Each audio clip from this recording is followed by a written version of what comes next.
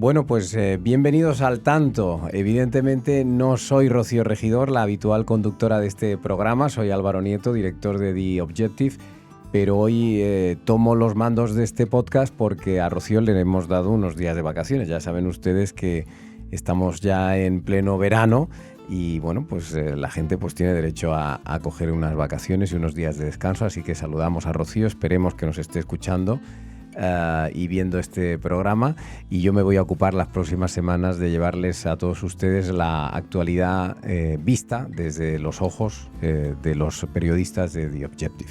Hoy tenemos un programa como siempre muy interesante. Abordaremos todo lo más interesante que se está produciendo en la actualidad española de los últimos días. Empezaremos con Ketty Garat anunciando, bueno, pues esta sentencia del Tribunal Constitucional que prácticamente lo que hace es iniciar el camino para amnistiar la sentencia de los ERE que acabó emitiendo el Tribunal Supremo y condenando a altos cargos del Partido Socialista en Andalucía.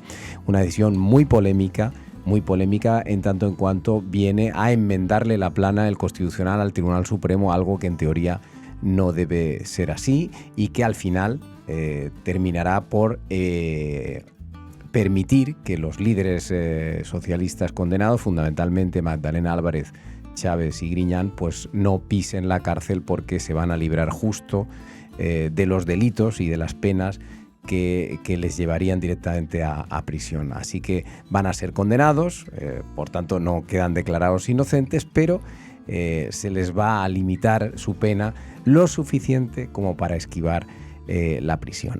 También hablaremos con Teresa Gómez de temas judiciales, pero sobre todo de toda la pata que tiene que ver con la Fiscalía General del Estado. Ya saben ustedes que el fiscal Álvaro García Ortiz está muy cuestionado, entre otras cosas porque han salido a la luz los WhatsApps en donde le pide insistentemente a una subordinada que filtre a la prensa información confidencial de un particular, lo cual es un delito y lo cual probablemente le acabe llevando a la imputación judicial.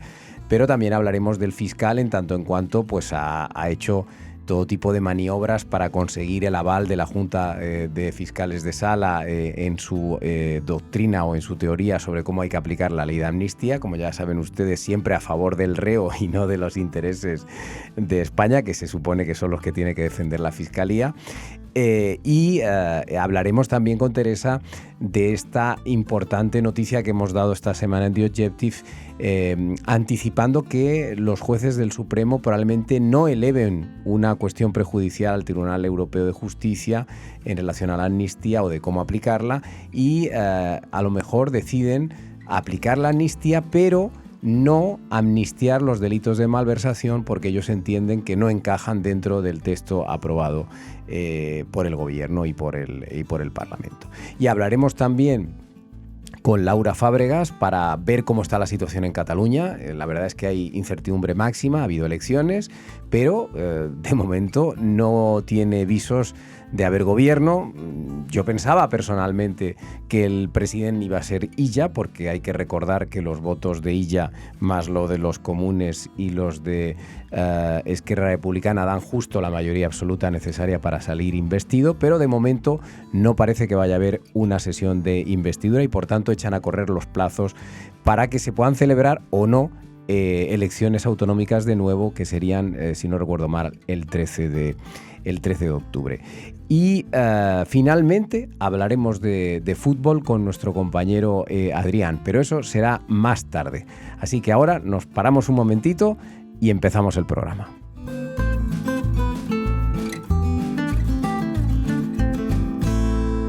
Bueno, ya tenemos aquí con nosotros a Ketty Garat. Ketty, ¿qué tal? Muy bien, ¿cómo estás? Bienvenida a este Al Tanto. Bueno, y sobre todo hay que felicitarte. Felicitarte porque una vez más, en fin, has dado en el clavo. Tú contaste hace unos días lo que iba a acabar pasando en el Tribunal Constitucional con la sentencia de los ERE o con los recursos que habían presentado los condenados por la sentencia de los ERE.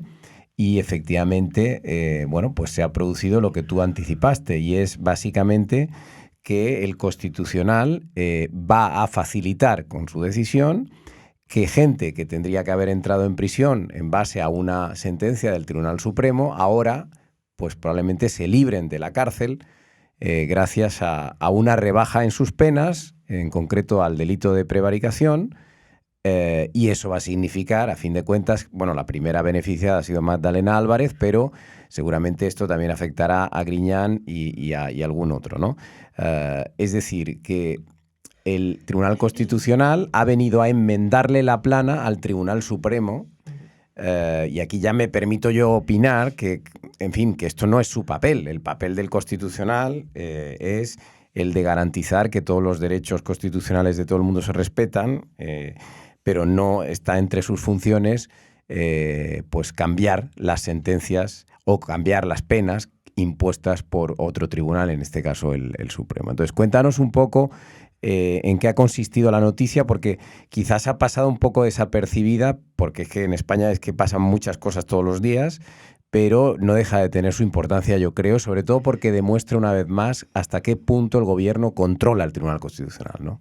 Sí, dices bien en esto de que ha pasado un poco desapercibida en el clima en el que estamos, en el que hay constantes explosiones o bombas de racimo informativas permanentes. Es verdad que en esta ocasión no ha llamado tanto la atención, porque es verdad que el pelotazo, hay que recordarlo, lo dimos el 16 de octubre, cuando publicamos el anticipo de este borrador de sentencia, que era el informe del letrado adscrito a la magistrada ponente Inmaculada Montalbán.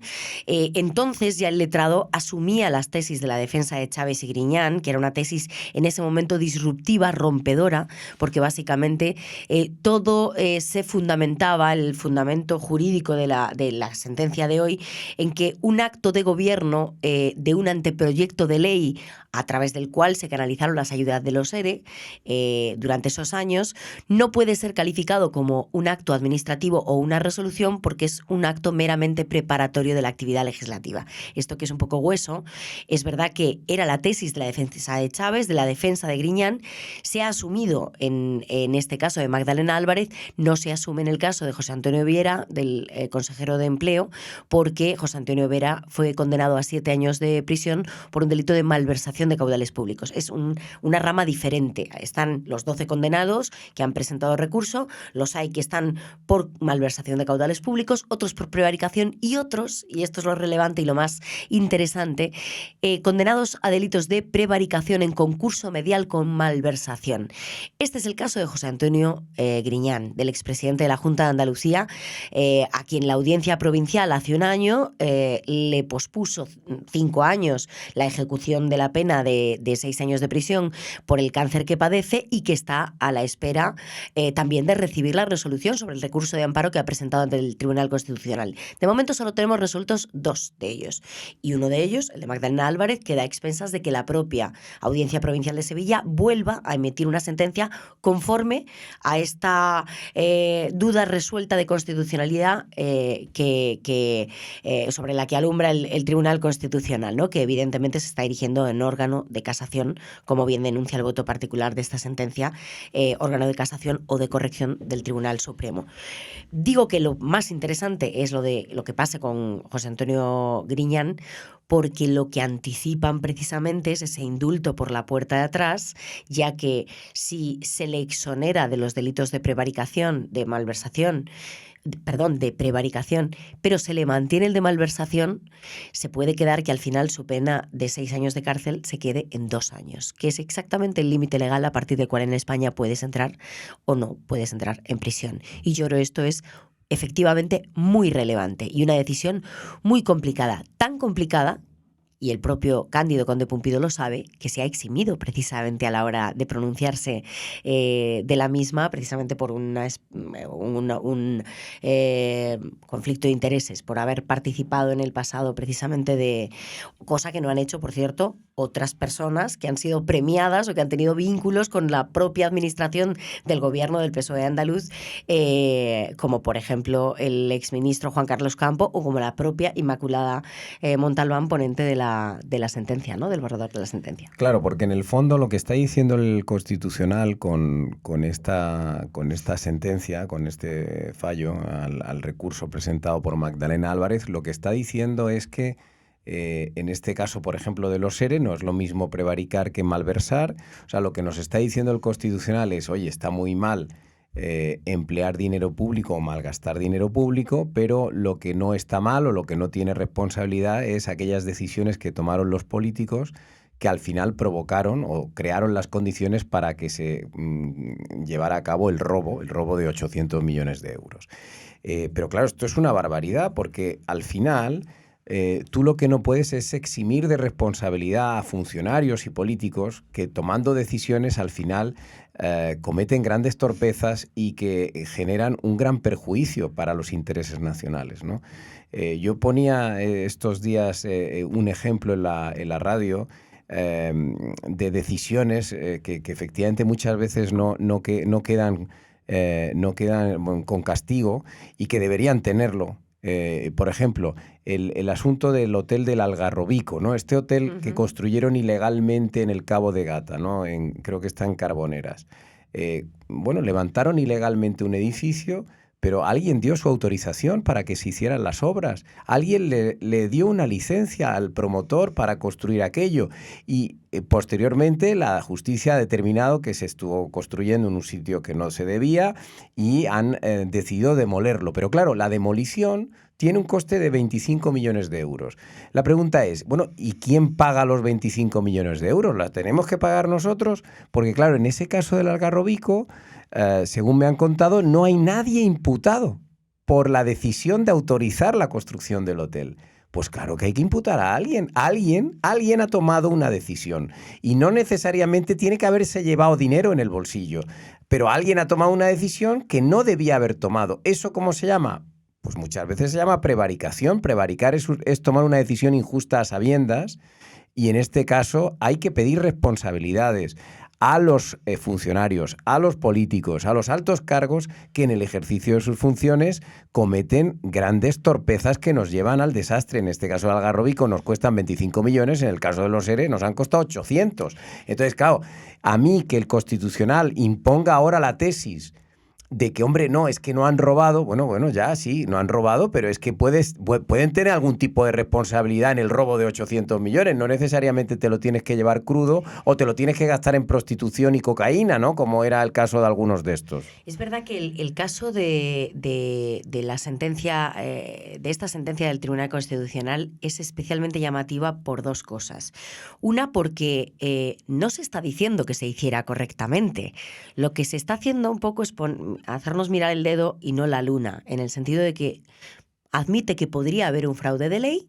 Ahora bien, canalizando las ayudas de los ERE, las ayudas sociolaborales, que es como se llamaban, a través de esos anteproyectos y proyectos de ley y de las modificaciones presupuestarias posteriores, que algunas se admiten y otras se inadmiten, pero dice que como los parlamentos, que son quienes aprueban en último término los proyectos de presupuestos, no son objeto de control jurídico por parte de los órganos jurisdiccionales, es decir, del Tribunal Supremo o de la Audiencia Provincial, que los demandantes tenían que haber presentado una cuestión de inconstitucionalidad ante el Tribunal Constitucional para que se pronunciara, pero que no una cuestión de legalidad, porque no puede ser objeto de estudio jurídico o de es una cuestión de legalidad. Y dos, que me llama verdaderamente la atención por eso que decías al principio de lo de erigirse en órgano de corrección o de casación respecto del Tribunal Supremo.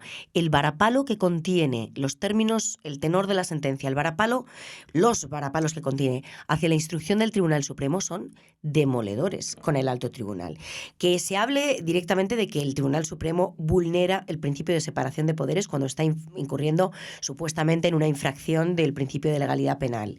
Cuando se le dice que está intentando fiscalizar, apoderándose de la potestad de las Cortes Generales. Cuando se dice que incurre, por ejemplo, en manifiestas quiebras lógicas en la argumentación, que se hace una interpretación arbitraria, que no se corresponde con los principios aceptados comúnmente por la comunidad jurídica, se le está haciendo una enmienda a la totalidad a la instrucción por parte del Tribunal Supremo, que yo creo que desde luego no es deseable desde el punto de vista de la del Estado de Derecho, ¿no? y de la lógica relación que tienen que tener los tribunales del Estado en la Administración de Justicia. Totalmente de acuerdo. Claro, lo que se está haciendo efectivamente es deslegitimar al Tribunal Supremo, cuestionar la decisión del Tribunal Supremo en unos términos muy duros, como tú estás diciendo, Pero insisto, yo voy a la mayor. O sea, aquí se está pretendiendo eximir de responsabilidad a unos señores que tomaron decisiones. Y no me vale que diga, no, es que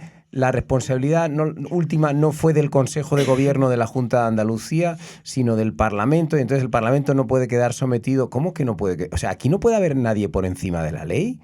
Es decir, si una decisión política tiene un coste para los ciudadanos en términos de corrupción, alguien tiene que pagar por ello. No podemos extender la idea de que son impunes, porque es que si son impunes, pues se abre la veda a que hagan lo que les dé la gana. Es decir, a que legislen como les dé la gana, a que los gobiernos adopten decisiones sin ningún tipo de miramiento, porque saben que no van a tener problemas en los tribunales. Yo creo que esto es muy peligroso y va en sentido totalmente contrario a donde deberíamos ir, que es a la lucha contra la corrupción. En vez de ir dando pasos para eliminar la corrupción, esto facilita la corrupción.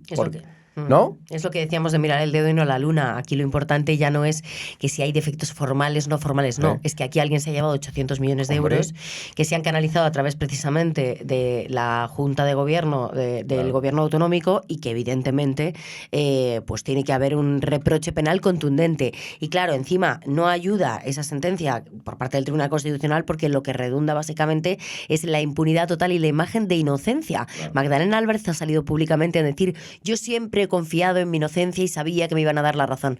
Cuidado, que el levantamiento de la pena que se hace de forma parcial. Sí. No se le levanta totalmente. No, es decir, que nadie está diciendo que sea inocente. Eso es, nadie está diciendo que sea inocente. Está diciendo que no se hizo bien y que aquí había una duda de legalidad, no de constitucionalidad. Ahora bien, ella sigue siendo, y veremos a ver qué es lo que dice la audiencia provincial, pero sigue siendo objeto de reproche penal por parte de las modificaciones presupuestarias, con lo cual sobre eso va a seguir teniendo que ser juzgada. Y yo creo que esto es muy relevante porque el propio presidente del gobierno, que esto tiene mención aparte, Álvaro, y muy interesante, el mitin de Benalmádena, si el presidente del gobierno lo conocía, como casi me da vergüenza hacer la pregunta si lo conocía o no lo conocía. Evidentemente, 4 días antes de que se publicara la nota del Tribunal Constitucional anunciando que se empezaban a estudiar los recursos por parte de los demandantes y que previsiblemente en el pleno del día 18 del martes pues se iban a estudiar los recursos de Magdalena Álvarez y José Antonio Viera, que ya se le exonerara públicamente en un mitin del Partido Socialista, pues tiene mucha enjundia. O sea, ¿tú crees que cuando unos días antes de las elecciones europeas Sánchez se presenta en un mitin en Benalmádena, Málaga, y le da, digamos, allí un aplauso colectivo a Magdalena Álvarez, ¿tú crees que eso estaba preparado porque sabían que iba a ocurrir esta decisión del Tribunal Constitucional? Bueno, yo creo que es una evidencia de que estaba preparado, eso es indudable, pero yo me remito a los hechos. Magdalena Álvarez, según cuentan fuentes del PSOE andaluz, no va a los mítines de Málaga, concretamente, de donde ella procede, y del PSOE de Andalucía desde hace 10 años, desde que fue condenada por la sentencia de los ERE.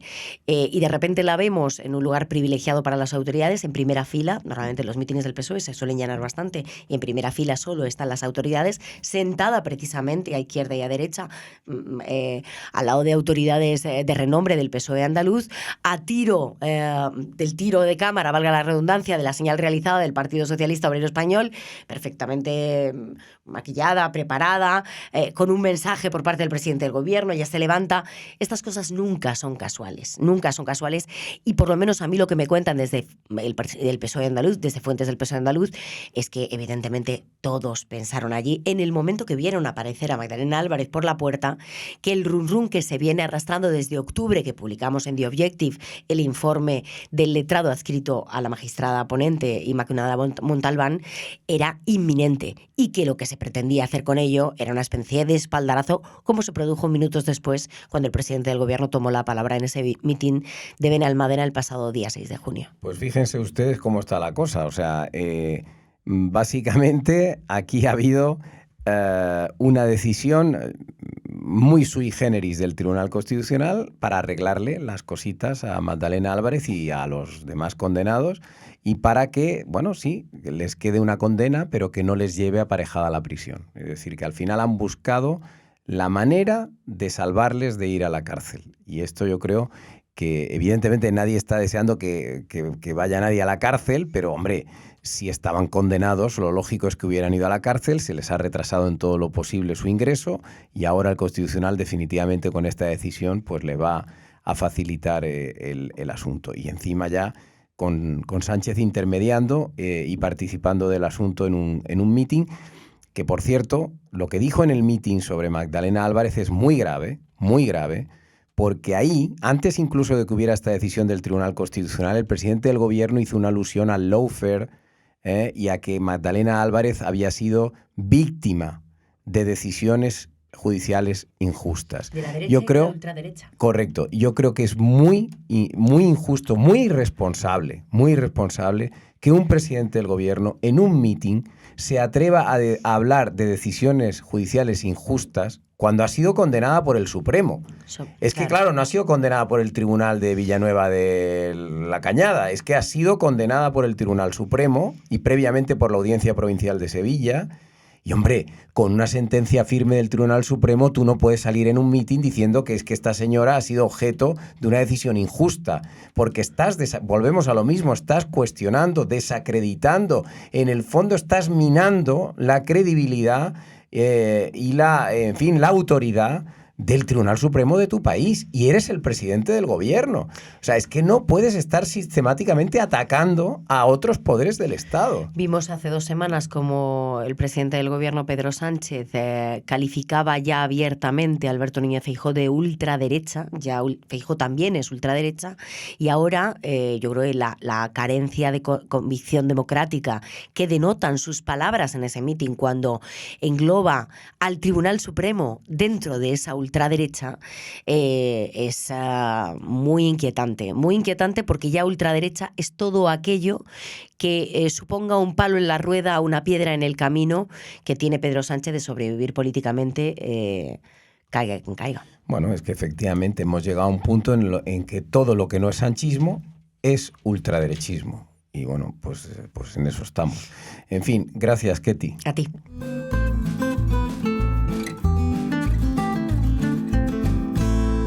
Bueno, y ahora vamos a hablar con Teresa Gómez, que está al otro lado de la línea telefónica. Teresa, ¿qué tal? ¿Cómo estás? ¿Qué tal? Buenas. Bueno, tú y yo tenemos que hablar de muchas cosas, pero básicamente de qué pasa con la Fiscalía, porque es que esto es un escándalo. En realidad, en España lo que está pasando con la Fiscalía es alucinante. Hemos vivido siempre...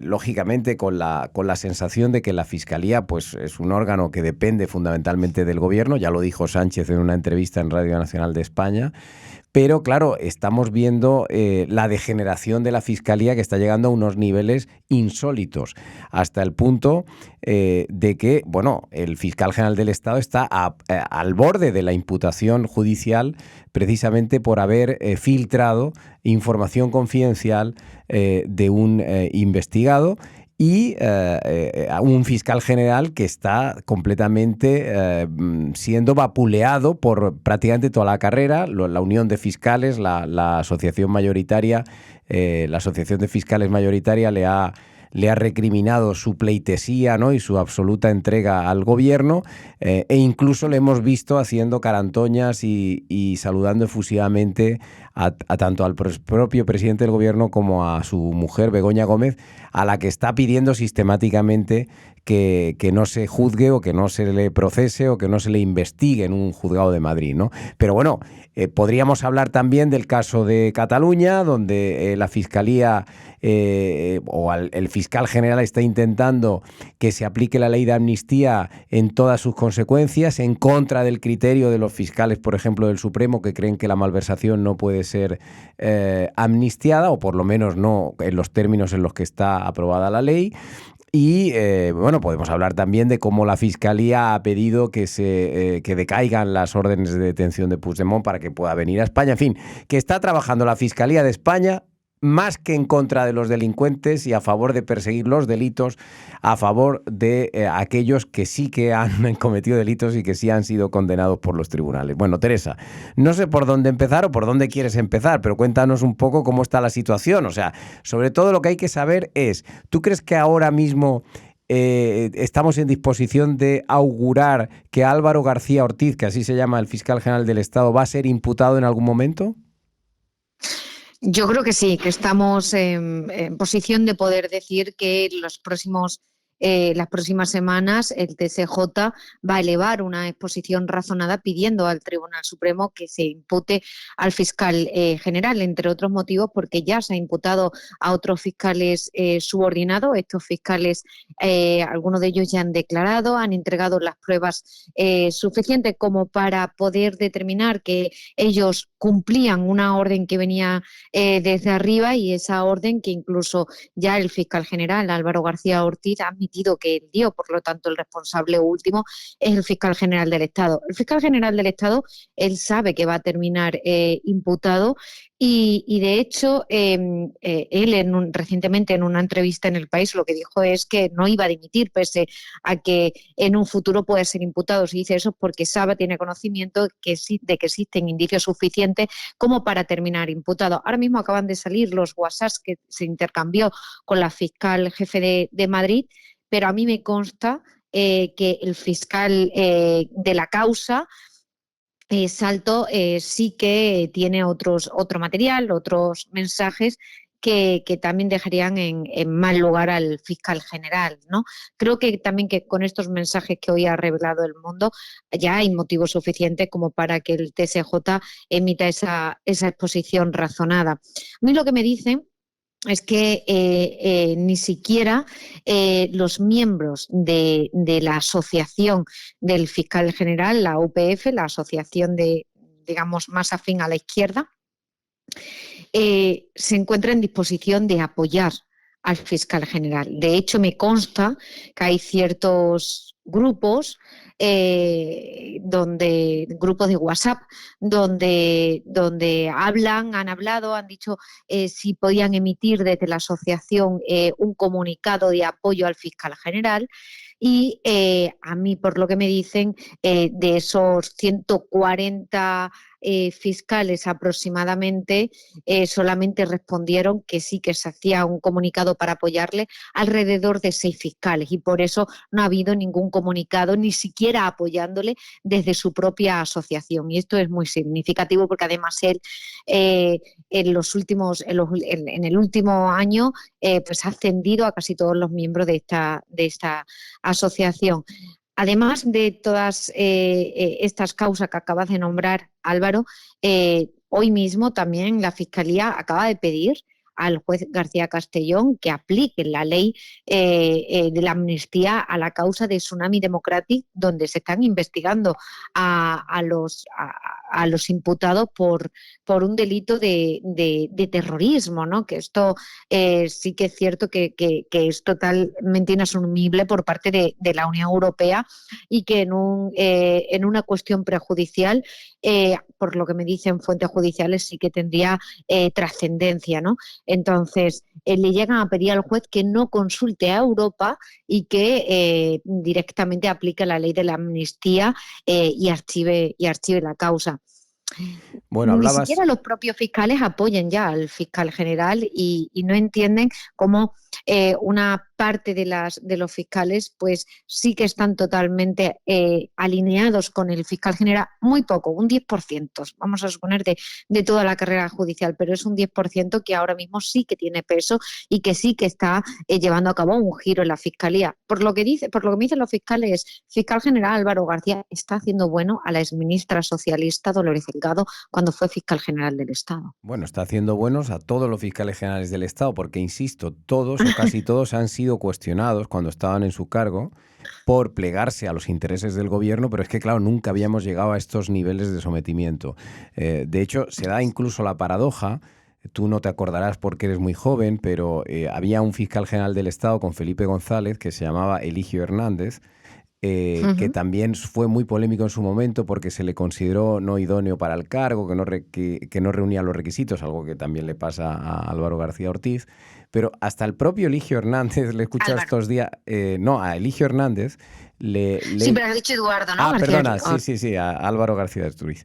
He escuchado al propio Eligio Hernández estos días en la radio criticar a Álvaro García Ortiz. O sea, hemos llegado al nivel, a un nivel tal en donde hemos encontrado un fiscal del PSOE muy cuestionado en su momento criticando a Álvaro García Ortiz por lo que está haciendo ahora, ¿no? O sea que es tremendo los niveles de sometimiento a los que ha llegado Álvaro García Ortiz y cómo se está arrastrando para salvarle el pellejo al gobierno y a los aliados del gobierno. Hablabas tú precisamente de esos WhatsApps que ha desvelado El Mundo, en donde el propio García Ortiz le pedía insistentemente a una subordinada suya, a la fiscal de Madrid, que comunicase esos datos en una nota de prensa, esos datos de un particular, y hablaba ahí el fiscal general de tenemos que ganar el relato, no podemos perder el relato. Claro, el fiscal general del Estado estaba ante la tesitura de cometer un delito, autorizando la publicación de esos datos, o perder el relato. Y decidió cometer el delito. Es decir, el fiscal general del Estado estaba más preocupado por el relato, por la propaganda, por el qué dirán, que por cumplir la legalidad. Y esto es lo absolutamente increíble, ¿no? Que cómo hemos llegado a estos niveles de actuación en donde dan igual los principios, dan igual los valores de cada cual, dan igual los delitos. Aquí lo importante es que Sánchez y el PSOE ganen el relato y se imponga la versión que nos quieren transmitir. Es absolutamente lamentable. Pero mira, me gustaría, Teresa, contar con un poco de detalle dos historias que tú has narrado aquí en The Objective estos días y que también dan buena muestra de todo esto, ¿no? Primero, esta reunión que celebró la Junta de Fiscales en donde tenían que debatir qué doctrina se seguía, ¿no?, en relación a la aplicación de la ley de amnistía. Esa reunión de la Junta de Fiscales, para que los oyentes más o menos hagan una idea, es donde están los principales fiscales, digamos, de España.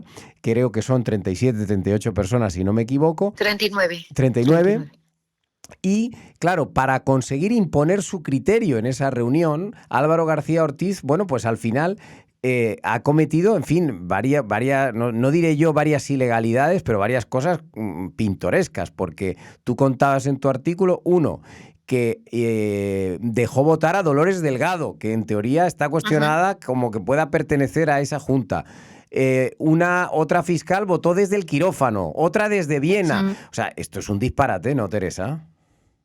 Sí, sobre todo porque de esa manera él no habría ganado esa votación. Bueno, esta es la Junta de Fiscales de Sala, que los fiscales de Sala son lo máximo, ¿no? Es el generalato, ¿no?, dentro de la Fiscalía. Y en esta se decide, se somete a votación sobre cuál debe ser la postura de la Fiscalía con respecto a si se debe o no aplicar la amnistía o pedir más bien al Supremo que aplique la amnistía al delito de malversación. Los fiscales del 1O consideraban que hubo ánimo de lucro, como ya así también lo dijo en su día el juez Llarena y también la sala presidida por Marchena, y que la ley de la amnistía no incluía la malversación cuando existiese ese ánimo de lucro, ¿no? Entonces decían que para el resto de los delitos sí se podía aplicar la ley de la amnistía, pero no para la malversación porque existía ánimo de lucro. Como al fiscal general no le convencía esta tesis de los fiscales del 1O, decidió pedirle que hicieran otro informe. Estos fiscales pues abogaron al artículo 27 y esto hizo que se reuniesen los fiscales de sala en una junta, ¿no? Hay 39 fiscales, de estos 39, 2 se ausentaron y 37, pues de estos 37, 35 asistieron de manera presencial y 2 de ellos, como bien acabas de indicar, no pudieron asistir. Entonces, la Junta estaba muy, muy dividida y muy reñido el voto. Una gran parte, unos 17 fiscales, votaron a favor de que la amnistía no se aplicase al delito de malversación, hubo una abstención y luego... y luego lo que dicen desde el gabinete de prensa de la Fiscalía es que 19 fiscales votaron a favor de pedir la aplicación de la amnistía en la totalidad de los delitos. Pero es que de estos 19, en realidad, a mí lo que me dicen fuentes fiscales es que esa cifra pues es tramposa, ¿no? Porque de esos 19, uno es el del propio Álvaro García Ortiz, que nunca hasta el momento se suele contabilizar, entre otros, no se suele computar su voto, porque él es el que tiene la última palabra, ¿no? Entonces, hasta el momento, cuando ha habido este tipo de votaciones, aunque es cierto que el fiscal de sala, su voto nunca se ha computado, pues en esta ocasión sí. Entonces, si no contamos el voto de García Ortiz, serían 18 frente a 17. Por lo tanto, ganan por un voto. Pero es que ese voto del 18 es el de Dolores Delgado, que no debía haber votado porque el Tribunal Supremo ha anulado en 2 sentencias su ascenso a fiscal de sala, primero cuando ascendió a la sala de lo militar y luego como fiscal de memoria democrática. ¿Pero qué ha hecho el Ministerio de Justicia? Es no aplicar todavía la sentencia firme, por eso ella ha podido votar, ¿no? Y luego de esos 19, de esos 18, ¿no? Si quitamos también el de Dolores Delgado, serían 17 y 17, habría empate. Bueno, pues de esos 17 también tendríamos que quitar 2 si no hubiese sido por la insistencia de Álvaro García Ortiz, que incluso llegó a llamar a una de las fiscales para que votase en un quirófano a través de teléfono, de manera telefónica, o sea que no pudo ni siquiera asistir a la Junta, y otra desde el aeropuerto porque viajaba a Viena. Tremendo el resultado de la votación y cómo se fraguó esa votación, y todo para conseguir una victoria que en el fondo, tampoco sirve para mucho, Teresa, porque en España los fiscales, pues sí, pueden decir lo que les dé la gana, pero al final cuenta lo que diga el tribunal. Y en este caso... Bueno, hemos tenido el último ejemplo, ¿no? Cuando se reunieron también y la mayor parte de los fiscales dijeron que efectivamente veían delito de terrorismo y delito en Puigdemont, y aún así el fiscal general decidió emitir un informe totalmente contrario a lo que dijo la mayoría. Bueno, es verdad, o sea, primero, lo que diga la Junta de Fiscales no marca lo que diga la Fiscalía, porque se puede siempre imponer el fiscal, pero da igual, porque aunque el fiscal diga una cosa, luego prevalece lo que diga el tribunal, que para eso es el tribunal, ¿no? Por supuesto. Claro. Y en el caso concreto de este asunto, de los casos que se están dilucidando en el Supremo y que afectan todavía pues a Puigdemont, por ejemplo, la causa de Tsunami, que tiene que ver con el terrorismo, o las causas que ya han sido juzgadas de otros líderes del proceso, en donde hay delitos de malversación, entre ellos. Tú has contado también aquí una cosa muy interesante esta semana, y es que en el Supremo están estudiando a ver cómo responden a la ley de amnistía, porque hasta ahora, lo que veníamos comentando y escribiendo los medios de comunicación es que lo normal es que los tribunales españoles recurriesen a Bruselas, al Tribunal Europeo de Justicia, para elevar una consulta prejudicial y preguntarles, oye, ¿cómo tengo que aplicar la ley de amnistía que acaba de aprobar el gobierno? Sin embargo, tú dabas en tu artículo de esta semana una pista muy interesante, porque hablabas por primera vez de que a lo mejor se están planteando no acudir a la justicia europea y simplemente aplicar la ley de amnistía, dando por hecho que no se puede aplicar para los delitos de malversación, lo cual permitiría, por supuesto, todavía mantener procesados y con penas en vigor a una parte de los condenados en su momento por el procés, ¿no? Sí, esa es una de las nuevas vías que ahora se está estudiando, y a mí, por lo que me han dicho en los últimos días, es la que más peso está cobrando hasta el momento, que es la siguiente, ¿no? Ellos entienden que efectivamente, tal y como dice la Fiscalía, sí que se pueden aplicar la ley de la amnistía tal y como está redactada la ley en el delito de desórdenes públicos, pero no en el delito de malversación. ¿Por qué? Por lo que acabo de explicar antes, ¿no? Porque sí que hubo un ánimo de lucro, y lo que dice la ley de la amnistía es que se puede amnistiar cualquier delito de malversación, salvo si existe ánimo de lucro. Y ello ya hace un año, en enero de 2023, cuando el gobierno quiso nuevamente contentar a sus socios de gobierno, decidió eliminar el delito de sedición del Código Penal y también modificar el delito de malversación. Hubo una revisión de condena y en esa revisión de condena, en ese auto, se mantuvo las penas de inhabilitación a los ya condenados, a Junqueras y el resto de condenados, justo porque entendían que había existido ánimo de lucro. E inclusive en el caso de Puigdemont, el juez Llarena, en otro auto, mantuvo también la orden de detención porque entendía que la malversación, que conlleva pena de prisión, seguía inalterable pese a esa modificación, ¿no? Entonces, en base a esos dos autos, ahora estos mismos magistrados van a mantener, según me cuentan, su criterio y van a decir que efectivamente existió ánimo de lucro, por lo tanto no es amnistiable en esta ley, ¿no? Es importante destacar que la justicia, los jueces, lo único que hacen es acatar la ley, ¿no? Independientemente de que sea más o menos injusta. Hay una separación de poderes, está el legislativo, ejecutivo y judicial. Y si el legislativo dicta una ley, pese a ser injusta, como es en el caso de la amnistía, los jueces lo único que pueden hacer es aplicarla, ¿no?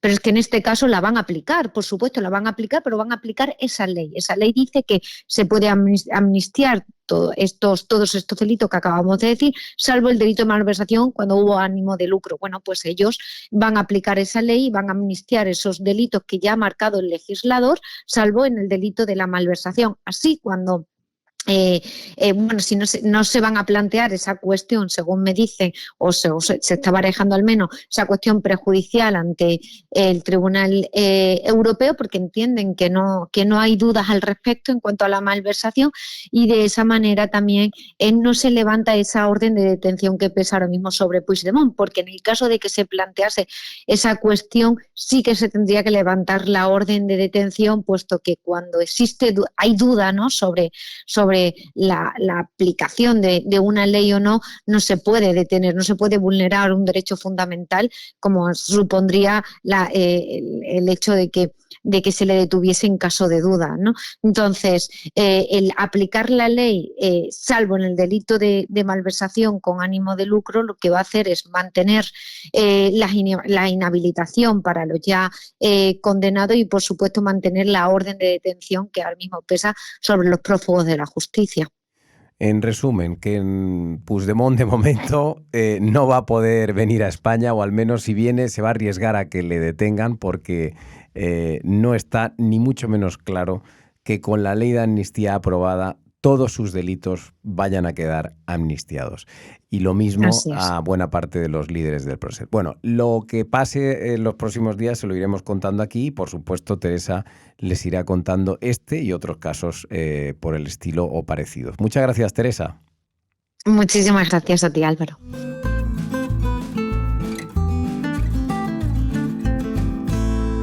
Bueno, y ahora vamos a hablar de Cataluña con nuestra compañera Laura Fábregas. Laura, ¿qué tal? Hola, ¿qué tal? Bueno, a ver, brevemente, pero necesitamos saber, porque yo creo que es lo que todo el mundo se pregunta en este momento, si va a haber repetición electoral en Cataluña o tú crees que va a haber investidura en algún momento del verano. A ver, ahora mismo todo apunta a que hay una vuelta a las urnas porque no hay capacidad de entente entre Esquerra, el PSC y Junts, que está en sus posiciones maximalistas de que quiere volver a las urnas. Lo que pasa que, bueno, vamos a ver cómo pasa el tiempo. A mí lo que sí que me dicen de Esquerra, que más allá del shock donde están y la división interna que tienen, es que vamos a ver qué es lo que está dispuesto a ofrecer el PSC para el último momento intentar pactar. Pero esto tiene que ser una buena propuesta de los de Salvador Illa, que tenga que ver con el pacto fiscal o algo de estas características para evitar las elecciones, porque es verdad que si vuelven a las urnas a Esquerra tampoco le va a ir muy bien. Pero vamos a ver, Laura, los hechos lo que sí que dicen es que la suma del Partido Socialista más Esquerra más Comunes da justo la mayoría absoluta necesaria para conseguir una investidura, y también hemos visto estos días cómo el gobierno empezaba ya a sugerir la idea de que podría haber un trato singular, hablan, una financiación singular para Cataluña, que es uno de los grandes, en fin, reclamos que siempre han tenido los independentistas. Ellos han querido siempre una especie de cupo catalán, una especie de financiación propia para Cataluña, y estos días ya estamos viendo al gobierno cómo parece aceptar parte de ese vocabulario y de esa idea. ¿Tú no crees que esto está anticipando que antes o después vamos a tener un pacto en donde a lo mejor Esquerra Republicana apoye la investidura de Illa aunque no entre en el gobierno? Sí, yo es lo que veo. O sea, Esquerra no va a entrar en el gobierno, esto me lo garantizan. Lo que pasa que están esperando a una oferta de calidad suficiente como para decir, mira, entonces sí que vamos a apoyar la investidura del señor Illa, pero tiene que ser algo así, algo que signifique pues un cupo a la catalana, un concierto económico, algo que puedan vender de cara a su electorado por haber aceptado a investir a Salvador Illa. Lo que pasa que, bueno, es verdad que en un mes y medio un pacto de estas características no es sencillo, porque si no se quiere cambiar la Constitución es difícil tener el concierto económico. Entonces, bueno, a ver qué se sacan de la manga los socialistas, pero sí que es cierto que Esquerra está expectante para saber qué oferta pone sobre la mesa Pedro Sánchez. Pero, ¿tú crees que va a haber al menos algún intento de investidura o que vamos directamente a elecciones? Es decir, en algún momento, aunque no tengan un pacto cerrado, alguien podría presentarse a una investidura, ¿no? Sí, la primera es el 26 de junio, este martes. Entonces, como no hay ningún candidato, se empieza lo que se dice el acto equivalente, que es que el reloj empieza a contar. Luego, de cabo de 2 meses, que es el 26 de agosto, más o menos, creo, si es en esta fecha límite, nadie ha presentado su investidura, nadie se ha hecho candidato, entonces sí que ya vamos a elecciones el 13 de octubre, más o menos, por el 13 de octubre. Pero, evidentemente, en estos 2 meses que empieza a correr el reloj, si ya logra los apoyos que ahora no tiene, puede presentarse, puede haber un pleno de investidura, sí. Bueno, yo es que tengo la sensación de que estamos en una especie de paripé, sinceramente, en donde, bueno, nos están diciendo que no hay nada, que no vemos nada, que está difícil, que la cosa está complicada. Pero yo tengo la sensación, Laura, de que vamos a ver una investidura de Illa a lo largo del verano. Yo creo que esta ocasión no la va a dejar pasar el Partido Socialista. Sí, yo tengo también esta sensación, pero una cosa es lo que yo crea y lo otro lo que comentan las fuentes. Claro. Las fuentes lo que dicen es que vamos a elecciones, pero sí que es cierto que si hay algo que puedan vender de verdad, de calado, como un tipo de fiscalidad propia muy importante, es la única argumento, justificación para decir, vale, pues no vamos a repetición electoral. Claro, porque es verdad, piensa que ahora Dime. No, que te iba a decir que es que Esquerra no está para ir a unas elecciones, o sea, que es que Esquerra está ahora mismo en mínimos. Lo que pasa es que justo la parte que quiere pactar con el PSC es la que se está quedando un poco orillada. O sea, se están imponiendo los que quieren volver a las urnas, los que dicen que todas las políticas de pragmatismo, de hablar con Sánchez les han ido mal y que hay que enmendar esta hoja de ruta. Entonces, estas voces es verdad que ahora mismo son las predominantes dentro del partido, pero vamos a ver en estos 2 meses si hay algo que pueda hacer inclinar la balanza para cambiar la correlación actual de fuerzas o la negociación. Oye, y en el hipotético caso de que Illa salga elegido presidente con el apoyo externo de Esquerra y el apoyo de los comunes, ¿qué pasaría con Junts, Puigdemont y Sánchez? Porque claro, el Partido Popular siempre fantasea con la idea de que en ese caso pues Puigdemont dejaría caer a Sánchez y tal, pero dejar caer a Sánchez la única manera es planteando una moción de censura en la que los votos de Puigdemont se sumen a los de Vox y a los del Partido Popular. ¿Tú esto crees que de verdad es posible? Es decir, si a Puigdemont le arrebatan la Generalitat, ¿va a ser capaz de llevar esto hasta el extremo y sumarse a una moción de censura contra Sánchez? Yo esto lo veo muy difícil. Es verdad que juegan con esta baza. Lo único que Puigdemont sigue mandando mucho en el partido. Y esto es verdad que él y su equipo más cercano sí que les da igual PP que PSOE, que dicen que ellos están en un conflicto territorial y que por lo tanto se habla de tú a tú con el Estado español, sea el PSOE o el PP quien esté en Moncloa, pero esto es un grupo muy reducido que están al lado de Puigdemont. Luego, la gran parte de Junts no quiere llegar a pactos ni con el PP ni con Vox porque creen que esto les penaliza y quieren pues seguir negociando con Sánchez para ver que puedan obtener pues cosas, contrapartidas para Cataluña y que esto hacerlo valer de cara a sus electores. Por lo tanto, yo lo veo muy difícil, pero sí que es cierto que Puigdemont juega al doble unada, o sea, es capaz de todo. Lo que pasa que también en el partido entienden que hay que seguir en esta vía de volver a la negociación, porque lo otro pues les estaba censurando, cada vez tenían menos votos, había una sangría y hay un anhelo de volver a ser la convergencia de antes, de volver a ser el partido que pacta en Madrid para tener beneficios en Cataluña. Muy bien, pues Laura, muchas gracias y iremos contando en próximos capítulos cómo continúa esta historia de Cataluña. Gracias. Gracias a vosotros.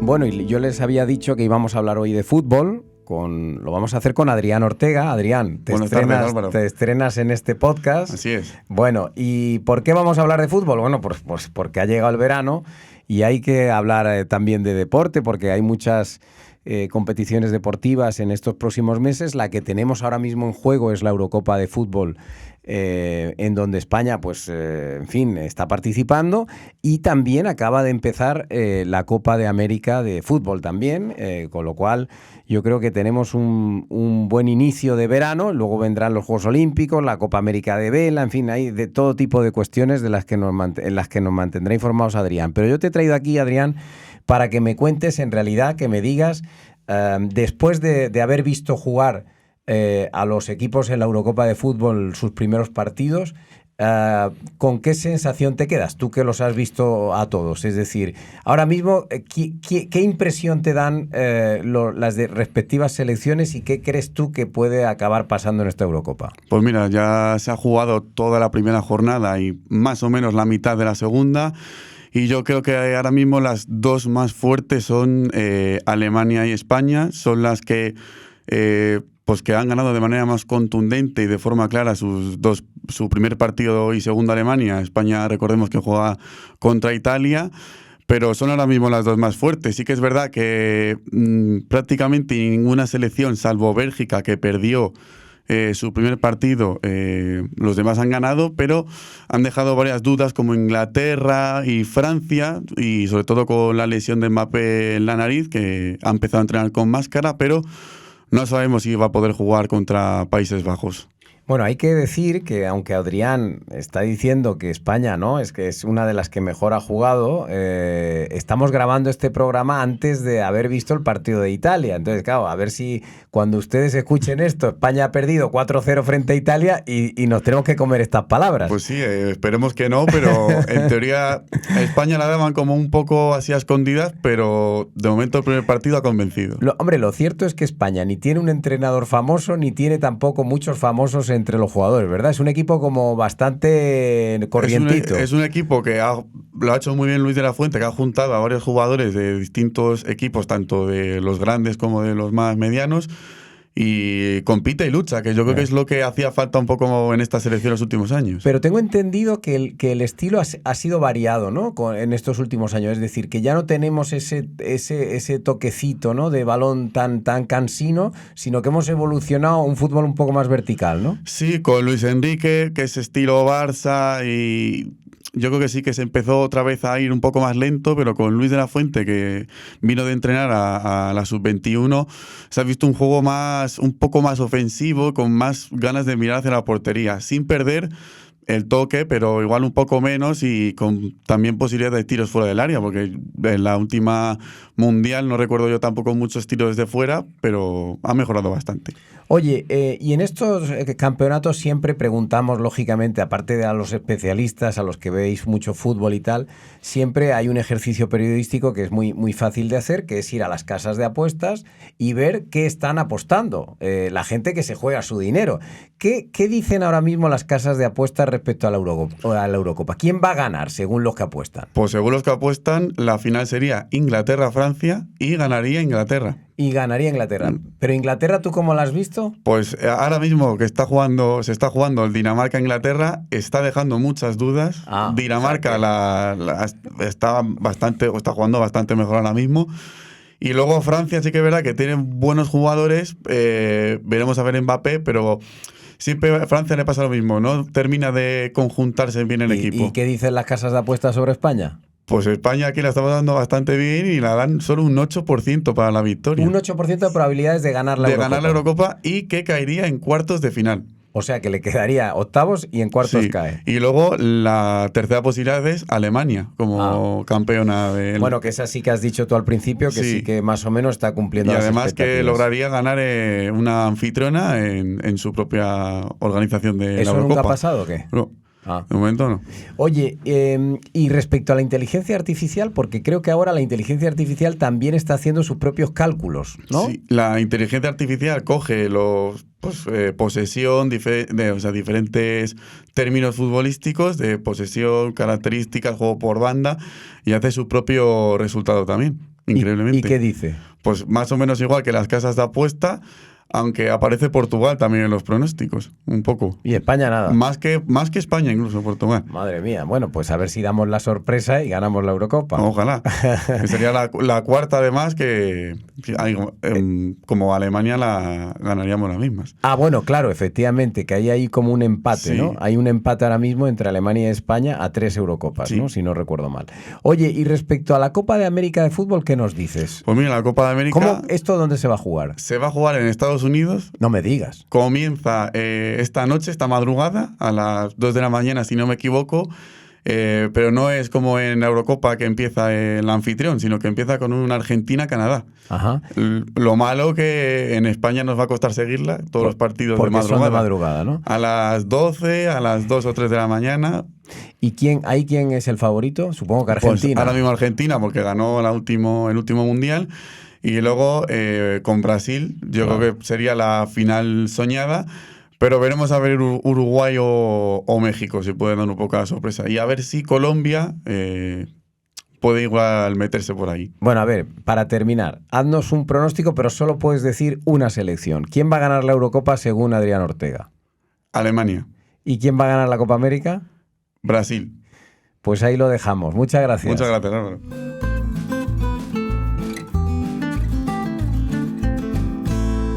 Bueno, pues no se quejarán ustedes del completísimo menú que hemos tenido hoy en nuestro programa. Ketty Garat, Teresa Gómez, Laura Fábregas y Adrián Ortega. Hemos tenido de todo, incluso fútbol, que no es lo habitual en este programa. Espero que les haya resultado interesante y, por supuesto, les animo a seguir leyendo The Objective todos los días, tanto en nuestra página web como en los distintos perfiles de las redes sociales. Y les quiero también comunicar o participar de la noticia que hemos tenido esta misma semana con la presentación de un portal que se llama The Positive, que es el portal de las buenas noticias, le hemos llamado. Es el portal en donde nosotros vamos a hacernos eco de iniciativas que tengan impacto en la sociedad y que ayuden a contribuir a hacer un mundo mejor.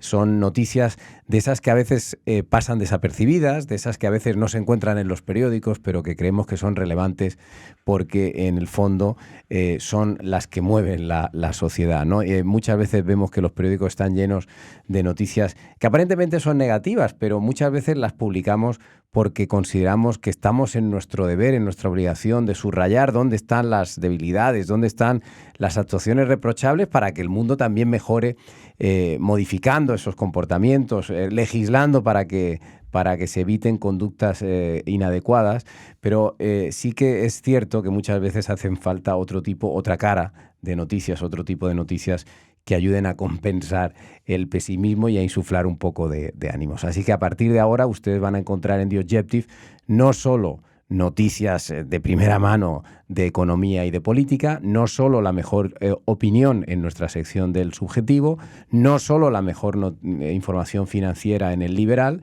sino que a partir de ahora también tendrán otro portal que se llama The Positive y que ha sido presentado esta semana en Madrid con la presencia y con los discursos además muy importantes tanto del alcalde de Madrid, José Luis Martínez Almeida, como del presidente de la patronal COE, Antonio Garamendi. Ambos han hecho unos discursos extraordinarios, por cierto, no solo en defensa de The Objective, sino en defensa de la prensa libre y de su papel fundamental en una democracia como contrapoder en un momento en el que estamos siendo muy criticados y muy acosados por parte precisamente del Gobierno de España, que ha anunciado, como supongo que ustedes sabrán, legislación para supuestamente luchar contra las fake news, los bulos y las manipulaciones, pero no sabemos todavía en qué va a consistir la legislación. Cuando la presente la analizaremos con calma, pero lo que está diciendo el Gobierno no augura nada bueno porque da la impresión de que lo que quieren es limitar la capacidad de los periodistas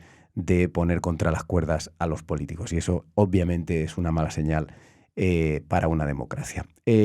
Pase lo que pase, se lo iremos contando lógicamente aquí en próximos capítulos. Les agradezco mucho su atención y les esperamos la próxima semana.